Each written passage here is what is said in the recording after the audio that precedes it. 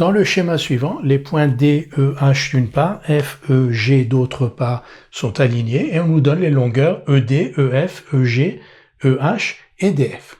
On nous demande si les droits DF et GH sont parallèles et on nous demande aussi de déterminer GH. Les droites DF et GH sont-elles parallèles? Quand on regarde ce schéma, on pense tout de suite à Thalès. Alors comment utiliser la réciproque du théorème de Thalès? Pour pouvoir utiliser cette réciproque, il nous faut deux conditions. Il faudrait que les points D, E et H d'une part, F, E et G d'autre part soient alignés dans le même ordre. On nous dit dans l'énoncé qu'ils sont alignés, mais c'est à nous de vérifier qu'ils le sont dans le même ordre. Et ils le sont, vous voyez, D, E, H, F, E, G, on a une configuration que l'on appelle une configuration en papillon. Une deuxième chose à vérifier, il faut comparer EG sur EF avec EH sur ED. EG sur EF, 8,4 cm sur 12 cm est égal à 0,7. EH sur ED, 7 cm sur 10 cm égale aussi à 0,7. Donc, EH sur ED égale EG sur EF égale 0,7.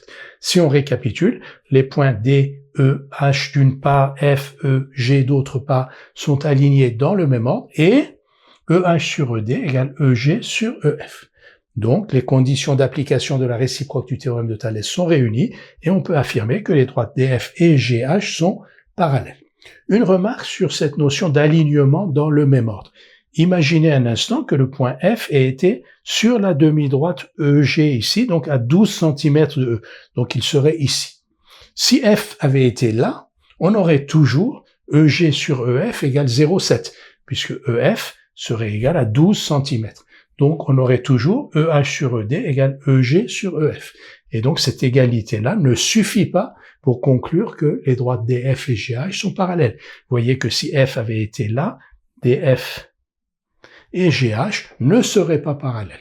Donc la condition d'alignement dans le même ordre est essentielle pour pouvoir utiliser la réciproque du théorème de Thalès. Nous allons maintenant répondre à la deuxième question qui est la détermination, le calcul de GH. Nous allons maintenant déterminer GH. Nous venons de montrer que les droites DF et GH étaient parallèles.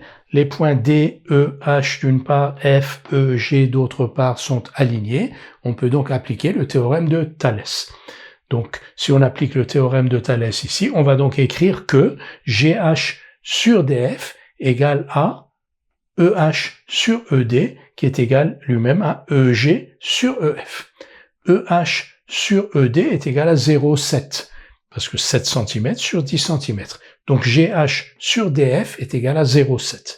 Si GH sur DF est égal à 0,7, comme on connaît DF qui est égal à 8 cm, on en déduit GH qui est donc égal à 0,7 fois 8, c'est-à-dire 5,6 cm.